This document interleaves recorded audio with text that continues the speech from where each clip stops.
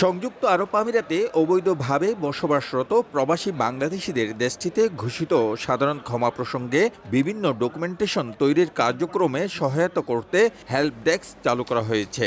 সাধারণ ক্ষমায় অবৈধ বাংলাদেশি অভিবাসীদের জন্য ভিসা জটিলতা এড়াতে বাংলাদেশ মিশন বেশ কয়েক দফা দেশটির ইমিগ্রেশন কর্মকর্তাদের সঙ্গে আলোচনাও করেছেন। এর ভিত্তিতে সাধারণ ক্ষমায় যেন সব ক্যাটাগরির অবৈধ অভিবাসীরা সুযোগ গ্রহণ করতে পারেন সেই ব্যবস্থাও গ্রহণ করেছেন দেশটির federal authority and identity citizenship বিভাগ। যারা অনিয়মিত আছেন ওখানে যাওয়ার পরে ইনস্ট্যান্টলি তারা তাদের ফাইল প্রসেস হচ্ছে এবং তারা নিয়মিত হয়ে যাচ্ছে। নিয়মিত হয়ে যাওয়ার পরে তারা এখানে বৈধভাবে বসবাস করবে। দেশটিতে অবস্থিত বিভিন্ন প্রদেশের ইমিগ্রেশন বিভাগ সহ আমের সেন্টার, টারশিরি সেন্টারগুলোতে জরিমানা মওকুফ, ব্ল্যাকলিস্ট প্রত্যাহার ও ভিসা বৈধকরণের কার্যক্রম চলছে।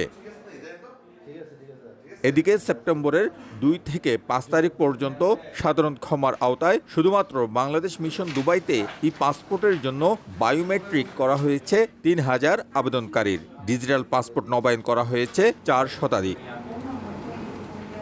বৃহস্পতিবার দুবাই ইমিগ্রেশনের মহাপরিচালক লেফটেন্যান্ট জেনারেল মোহাম্মদ আহমদ আল মারি বাংলাদেশ কনসুলেট কর্মকর্তাদের সঙ্গে নিয়ে ইমিগ্রেশনে স্থাপিত বিভিন্ন কোম্পানির ক্যাম্প পরিদর্শন করেন। এই সময় তিনি অবৈধ প্রবাসীদের বৈধকরণের মাধ্যমে চাকুরির সুযোগ দিতে এসব কোম্পানিগুলোকে অনুরোধ জানান।